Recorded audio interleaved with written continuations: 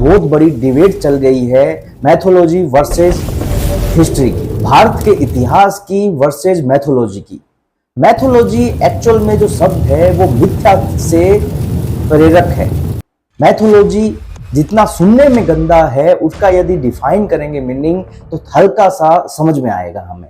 ये समझने के लिए बहुत कुछ जानना जरूरी होगा। ये वीडियो पूरी देखिएगा, इसमें भारत का इतिहास जानेंगे कि कैसे महाभारत का प्रचार होना शुरू हो गया और कैसे हुआ पहली बार, ये जानेंगे हम इस वीडियो में। तो शुरू करते हैं। पूरे भारत में आपको महाभारत अलग अलग वर्जन में मिल जाएगी। सारांश एक मिल सकता है पर कहीं ना कहीं कुछ हल्की फुल्की बातें चेंजेस मिलेगी। महाभारत वेद व्यास जी ने लिखी है। महाभारत रचयिता वेद व्यास जी हैं।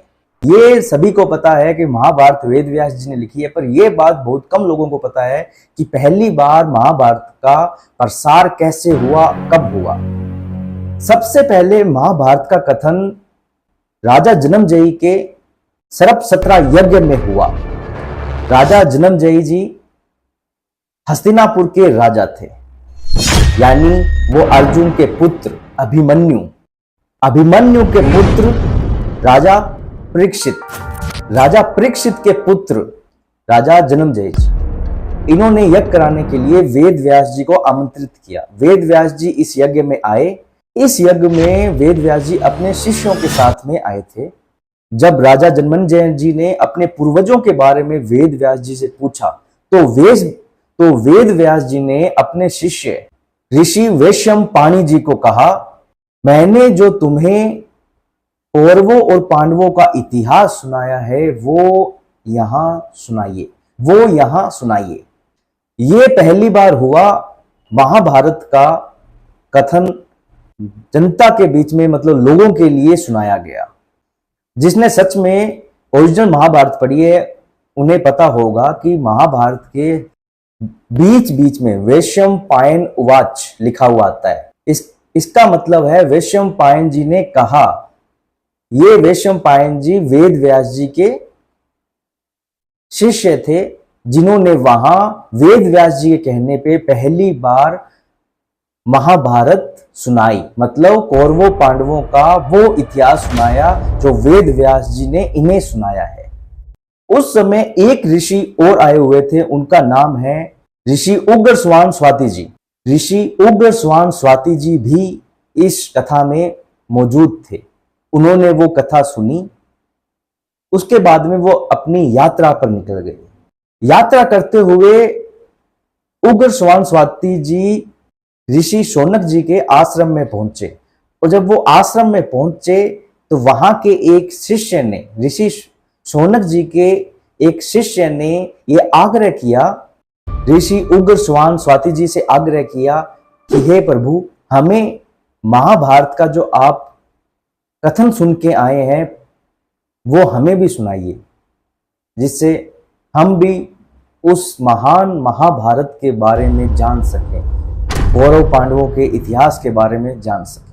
तो वहां ऋषि उग्रश्रवण स्वाति जी ने सैकड़ों या हजारों, मतलब बहुत सारे शिष्यों के सामने वो इतिहास दोहराया, वो महाभारत बताई, और वो सैकड़ों हजारों जितने भी शिष्य थे उन्होंने सबने वो बातें पूरे भारतवर्ष को जा जाकर बताई। इस तरह महाभारत का ये प्रचार हुआ।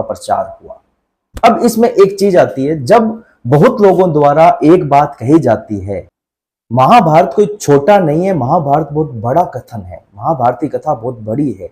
तो जहां जहां ये बातें गई, कथा गई, तो कुछ लोगों ने अपने हिसाब से कुछ चीजें इसमें ऐड कर दी। इसीलिए आपको देखने को मिलेगा पूरे भारतवर्ष में हमारे महाभारत अलग अलग है। सारांश एक है पर कहीं न कहीं हल्का फुल्का चेंजेस देखने को मिलेगा। वो इसीलिए है, जैसे जैसे लोगों द्वारा बातें गई वैसे वैसे अपने हिसाब से उसमें कुछ न कुछ वो ऐड करते रहे। इसे ही माइथोलॉजी कहते हैं। जब अलग अलग लोगों का समूह है अपने हिसाब से चीजें बना दे या उसमें कुछ ऐड कर दे तो इसे माइथोलॉजी कहते हैं। और जब भी इस तरीके की कोई फिल्म भारत के इतिहास पे फिल्म बनती है या फिर कोई नाटक बनता है तो उसमें एक बहुत बड़ी जंग छिड़ जाती है। वो जंग सोशल मीडिया पे माइथोलॉजी वर्सेस हिस्ट्री की होती है। अब इस जंग में हम बहुत सी बातों का जवाब जानेंगे, बहुत सी बातें जानेंगे। ये वीडियो पूरा देखिए क्योंकि इस वीडियो को बनाने के लिए न जाने कितने ग्रंथ पढ़ने की कोशिश की है, बहुत से बड़े लोगों के पॉडकास्ट देखे हैं, बहुत समझने की कोशिश की है।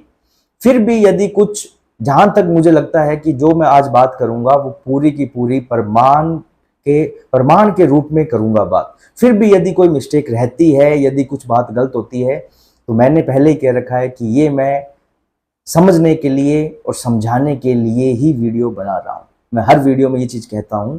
एक बात और अच्छी है, यदि किसी चीज से भारत के लोगों की, युवाओं की, भारत की हिस्ट्री के बारे में की जिज्ञासा बढ़ती है तो उसका क्रेडिट उन्हें देना चाहिए। यदि लोगों को हमारे इतिहास के बारे में नहीं पता होगा, कल्चर के बारे में नहीं पता होगा, महाभारत के बारे में नहीं पता होगा, रामायण के बारे में नहीं पता होगा, तो एक तरीके से रोबोट बनने की तरफ दुनिया चल पड़ी है। याद है BR चोपड़ा जी की महाभारत, उस समय महाभारत देख के बहुत लोगों ने महाभारत पढ़नी स्टार्ट कर दी थी, गीता पढ़नी स्टार्ट कर दी थी। तो अब चलते हैं हम इस धनुष की खोजने कि ये धनुष आखिर क्या है, किसने दिया, कौन कौन इसे चला सकता है। तो चलते हैं इस धनुष की दुनिया में। इस धनुष का नाम है विजय धनुष। ये धनुष कर्ण को भगवान परशुराम जी ने दिया था और भगवान परशुराम जी को भगवान शंकर ने, भगवान शिव ने दिया गया है। भगवान शिव, पुराणों में भी कहा गया है, भगवान शिव को ये धनुष विश्वकर्मा द्वारा ताड़कासुर के 3 पुत्रों का वध करने के लिए दिया गया था। तो ये धनुष विश्वकर्मा जी ने शिव जी को दिया। इस धनुष का उपयोग पूरा हो जाता है तब ये धनुष उपहार के तौर पर परशुराम जी को दिया जाता है। परशुराम जी अपने सबसे प्रिय शिष्य कर्ण को ये चीज उपहार के रूप में देते हैं। ये अब धनुष कौन कौन चला सकता है? कर्ण चला सकते हैं, शिव जी चला सकते हैं और कर्ण चला सकते हैं, भगवान परशुराम चला सकते हैं और भगवान शिव शंकर चला सकते हैं। ये 3 लोग क्योंकि ओरिजिनल ओनर हैं, ये चला सकते हैं इसे। महाभारत में जब अर्जुन सॉफ्ट हार्ट के हो रहे थे, वो मारने में संकोच कर रहे थे अपने भाइयों का, क्योंकि उन्हें पता था जो भी मर रहे हैं वो आखिर है मेरे भाई। तो श्री कृष्ण को अर्जुन ने कहा कि हे अर्जुन, मुझसे ये नहीं होगा, ये पाप मुझसे नहीं होगा। तो भगवान श्री कृष्ण अर्जुन को अब लाइफ सर्कल बताते हैं कि लाइफ आखिर क्या है। जिसकी मृत्यु होनी है उसका जन्म निश्चित ही होगा। और ये जो हो रहा है ये सिर्फ और सिर्फ आज कल परसों की बातें नहीं है। ये आज जो होगा, सत्य की जो जीत होगी, ये जो युद्ध हो रहा है वो सत्य के लिए हो रहा है। ये जो युद्ध होगा ये कालांतर तक रहेगा। हर प्राणी के एक सच्चाई के लिए, अच्छाई के लिए रहेगा। और दूसरी बात, यदि ये लग रहा है कि मैं मेरे भाइयों को मार रहा हूं, मैं उन्हें दुश्मन ना समझ के सिर्फ भाई समझ रहा हूं मैं, तो जिसकी मृत्यु होनी है, जिसका जन्म होना है उसकी मृत्यु निश्चित है, और जिसकी मृत्यु होगी उसका जन्म वापस निश्चित है। तो भगवान श्री कृष्ण ने ये अर्जुन को कहा था, जो जन्मा है वो मरेगा और जो मरेगा वो जन्मेगा। एक कंफ्यूजन की स्टेट क्रिएट करता है। जैसे कर्ण हर पर्सन के लिए सही भी है और गलत भी है। जब भी कर्ण का सवाल आता है तो हर एक पर्सन के लिए एक सेल्फ कॉन्फिडेंस एक क्रिएट होता है कि भाई कर्ण बहुत अच्छा आदमी था, बस गलत पक्ष में था इसलिए मारा गया। उसे मारा भी धोखे से गया है, बहुत ताकतवर इंसान था। हर एक आदमी अपने हिसाब से वो क्रिएट करता है बातें। जय श्री राम।